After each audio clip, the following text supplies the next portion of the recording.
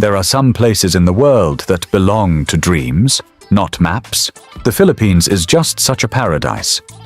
Located in the heart of the Pacific Ocean, this country resembles a unique pearl with more than 7,600 beautiful islands scattered over the waters.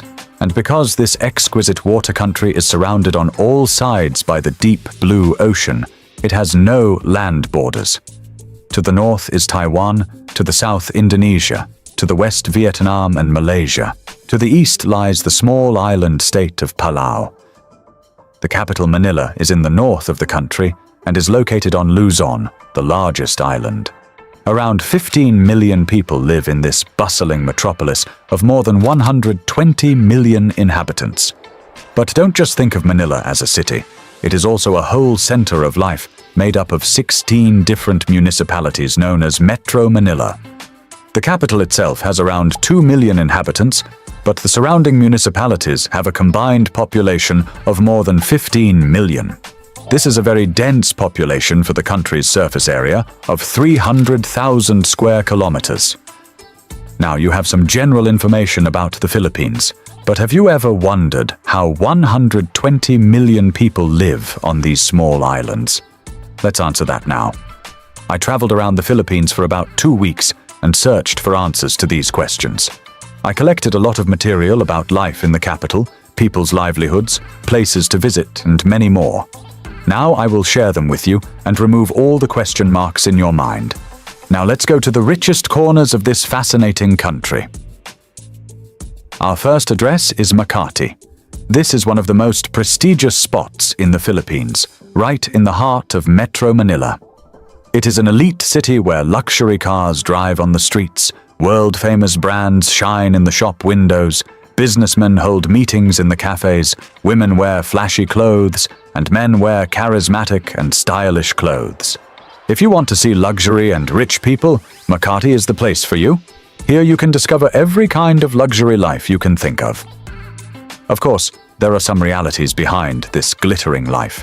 For example, the currency of the Philippines is the peso, and the average salary in the country ranges from 10,000 to 50,000 pesos. That's between $200 and $900. And for a large part of the population, these salaries are just a dream. Most people living in Makati have a monthly income of over $2,000. If you plan to live in such an elite city, you will have to spend at least $3,000 a month. In Makati, you can live in very modern housing. These buildings were originally built as public housing, but over time they have evolved into luxury buildings. However, they can be a bit risky. Although they look quite impressive with their interior design, some high-rise buildings are at risk as the Philippines is located on active fault lines. For this reason, locals, especially the well-off elite, prefer to live in villas or low-rise buildings for a comfortable and safe life. If you dream of living in an affluent area like Manila, you can easily rent an average apartment or luxury villa for as little as $1,000. One of the most beautiful things about the country is its tropical climate. So much so that the locals hardly need warm clothes all year round. The country is humid and hot all year round, with temperatures usually ranging between 20 and 40 degrees. Filipino women usually wear halter tops, short skirts, and thin dresses, while men wear shorts or thin pants. And there are no restrictions on clothing in the country. Now let's take a look at the physical characteristics of Filipinos. Most Filipinos have slanted eyes as they carry the traces of Asian culture. The average height of men varies between 165 and 175 centimeters, while women are shorter than 165 centimeters. People living in this country usually get married before the age of 25 and have at least 2 children. If your goal is to marry a Filipino, it is not difficult at all. The people here are all friendly, warm, and open to offers. Especially Canadian and US citizens spend part of their lives in the Philippines. They marry a young and seductive Filipina and then return home. Of course, for Filipino women, this also means that they have the opportunity for a better life. Therefore, Filipino women can do their best to make you fall in love with them. On the other hand, Filipino women do not go out of the country just to get married.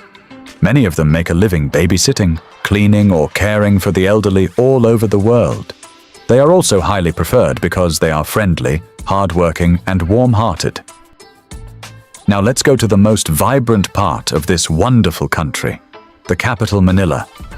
Because here you will come across a nightclub at every step you take. Moreover, you do not need to have a partner with you to have fun in these places. You can have as much fun as you want on your own.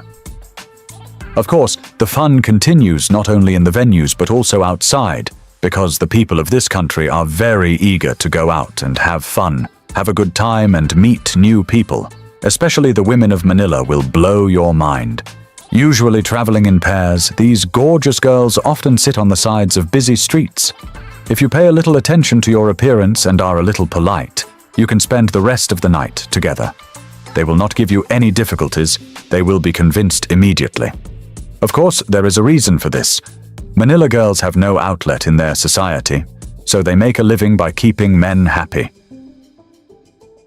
You can find a similar situation in massage parlors in the country. There are many massage parlors in the Philippines, and they are usually staffed by young girls between the ages of 18 and 24. These girls show off their flawless physiques and unique beauty so beautifully that they make you want to get a massage. Now let's look at daily life and prices. In supermarkets in Metro Manila, beans cost around $1.5, watermelon around $1. Chicken prices start at $2. Tropical fruits like pineapple and mango are expensive, even though they grow in the country. Fortunately, there are public markets. The markets established in low-income neighborhoods like Tondo are quite cheap. Fish, crab, lobster are displayed in the open air. Of course, you may be shocked about hygiene. For example, meat is sold on the street, attached to hooks. On the other hand, rich Filipinos usually eat out instead of cooking at home, as there is not much difference in price. The poor, on the other hand, fill their bellies with chicken fried on mobile stalls or noodles with sauce, which is cheap and convenient. But believe me, there are some who can't even eat that. Sometimes catering restaurants collect leftovers and throw them away. But at the edge of the garbage, the poorest people in Manila are waiting. They sort out the edible food from the trash. When they find a piece of hamburger or an uneaten chicken, they go crazy with happiness. Sometimes they even recook the food with different oils and spices and sell it to make a living. The Filipino poor call this practice pagpag. According to official reports, about 19 million people in the Philippines live on garbage waste, and this waste, experts say, is the best friend of both cancer and a new epidemic. By the way, even though I just said some nice things about the capital Manila, I didn't mention the harsh living conditions. There are about 4.5 million homeless people living on the streets of this city. This clearly shows that Manila is not just an entertainment center. Speaking of Manila, the streets of this city are like a labyrinth, and sometimes they lead to various slums. The roads here are often muddy. The houses are shack-like and can collapse instantly in a small earthquake. But that is not the point. The important thing is not to go into these neighborhoods alone, because when you least expect it, you can be robbed in a deserted corner. Don't trust anyone who lives here. Everyone is very serious and tense. I don't advise you to look at them the wrong way or to make any remarks, because these people live in isolation from the outside world. Now let's talk about transportation in the Philippines. If you need fast transportation in Manila, opt for motorcycle taxis, which are much cheaper than regular taxis.